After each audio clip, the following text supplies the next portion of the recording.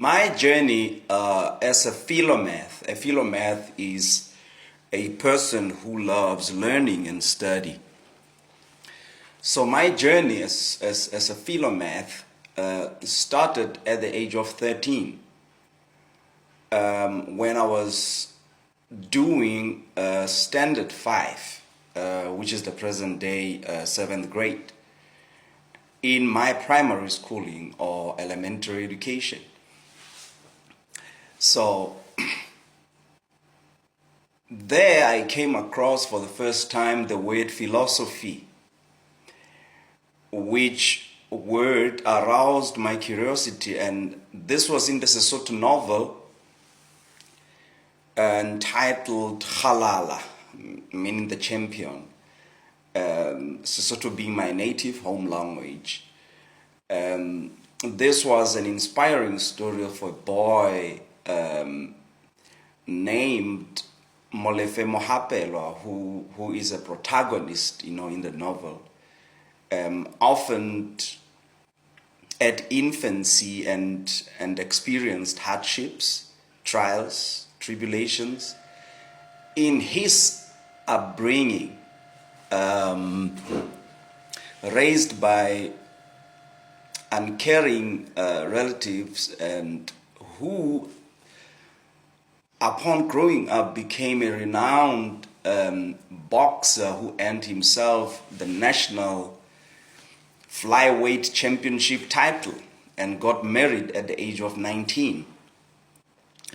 So part of the novel that captured my interest is at his wedding, wherein a character by the name of Dr. Kepola gets introduced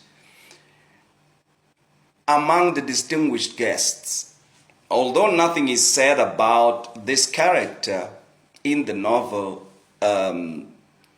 he appears on the scene presenting a gift of a book entitled The Last Days of Socrates to Molefe Mohapelwa.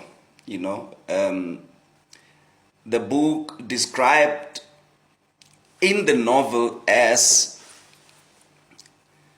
in the Sesotho language, buka ya philosophy, which is an expression rendered in the Sesotho language for a philosophy book. So at that time, I did not know even the word philosophy was a Sesotho rendition of an English word. Then this word philosophy, stuck in my mind, although I didn't know what it meant. Neither did my Sesotho literature teacher give me a clear and satisfactory answer, upon my inquiry. So it was not until the following year, which was my first year in high school at the age of 14, when one day in our community library, my eyes fell on a book entitled Philosophy, History and Problems. I forgot which edition that was. So this book is authored by Samuel Enoch Stumpf and James Fraser, and it comprehensively, introduced me to historically organized knowledge and development of Western philosophy. So it was in this book I got familiarized with the basics to philosophies of Karl Marx, Friedrich Nietzsche, Immanuel Kant, St. Augustine, John Paul Sartre, the list goes on and on and on, that I was encouraged by my cousin big brother, to intensify my reading in it. Victor Makale, is, the cousin big brother I'm referring to. And I remember, at that time, his focus was on existentialism, John Paul Sartre's, philosophy. So, for my comprehensive reading, there was never a time like that in my life where the English dictionary was like my air to breathe. I could not read past a sentence with even one word I did not know or understand. So we were doing English, at school as our second language, and mostly as a written language, especially on structure or grammatical rules of the language, and not its content. That would entail, vocabulary itself. So our oral communication and presentation skills in the English language were never adequately developed in us in school. So some of us had to go an extra mile in this area of development as autodidacts.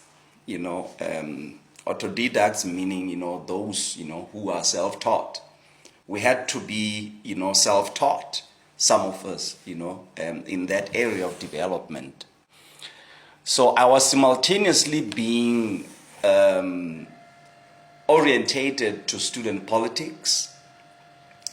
Then my major political, philosophical turning point was my encounter in these mid-teens with the Black Consciousness movement through the high school student chapter of the movement called the Azanian Student Movement, shortened for AZASM, which movement I also outgrew ideologically and eventually left.